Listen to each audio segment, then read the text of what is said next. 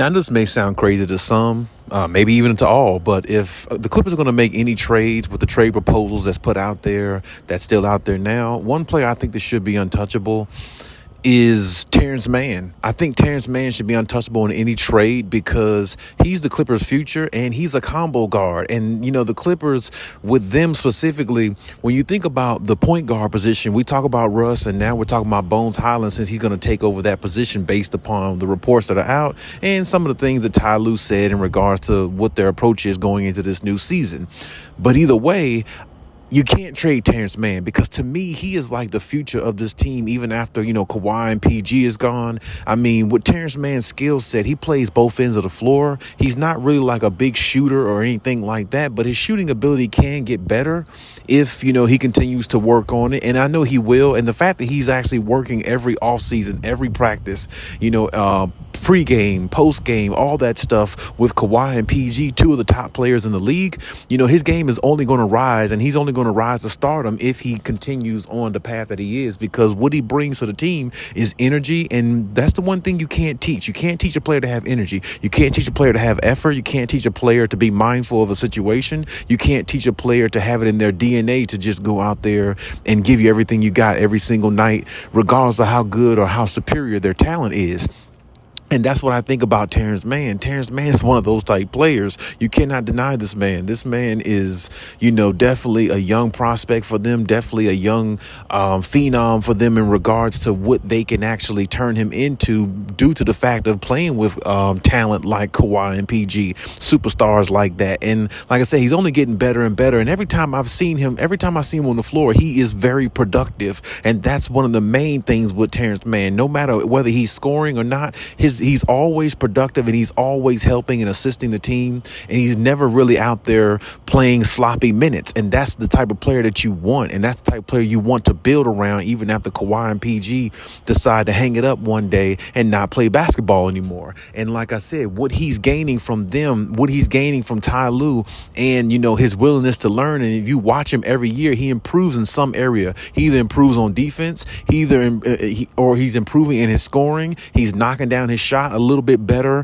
last year than what he did previous years. And the fact that they count on Terence Mann to be that energetic type guy and give them that spark off the bench and give them that spark whether he's in the starting lineup or not, he never disappoints. He always does that. That's the reason why I said, the trade talks that have been upon us, of course, has been James Harden, which I hate that. I hate talking about that situation, but then other ones too, like Malcolm Brogdon and other situations.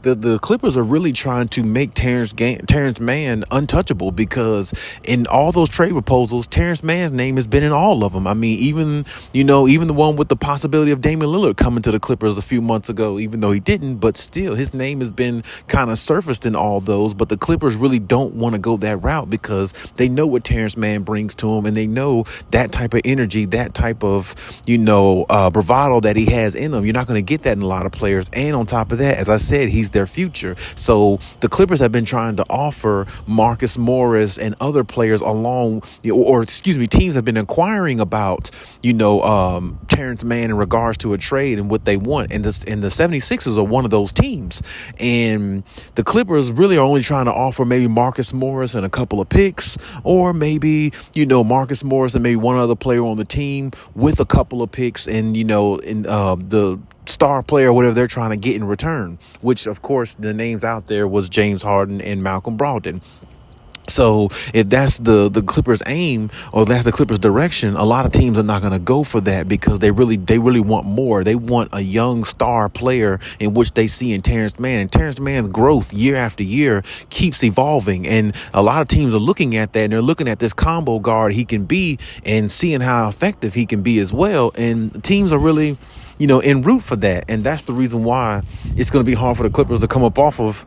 It's going to be hard for teams to try to trade with the Clippers because they want an asset that they have that can really, benefit their future. And based upon what teams are seeing year after year with Terence Mann, as I said, his skill set is just growing year after year, and his value is growing year after year. So with that being said, the Clippers always have to look at it from a standpoint of we have to make a decision. We may want a James Harden, which I don't really think they need him, but I mean, we may want this guy, that guy, but we're not going to mortgage our future for this guy because what's the point in mortgaging your future for James Harden when he might not even work out? You might not win a championship, and he might break this unit up between Kawhi, PG, and Russell Westbrook. He might break this up or have it all fall to the ground the same way he did with the Brooklyn Nets. You see what I'm saying? He's basically a disruptor in the locker room, seemed like, or overall totality based upon what we're seeing in the last couple of situations he's been in. So, with that being said, they got to make good decisions, and the decision they got to make is to keep the players that have the most value to them in regards to their future, in regards to their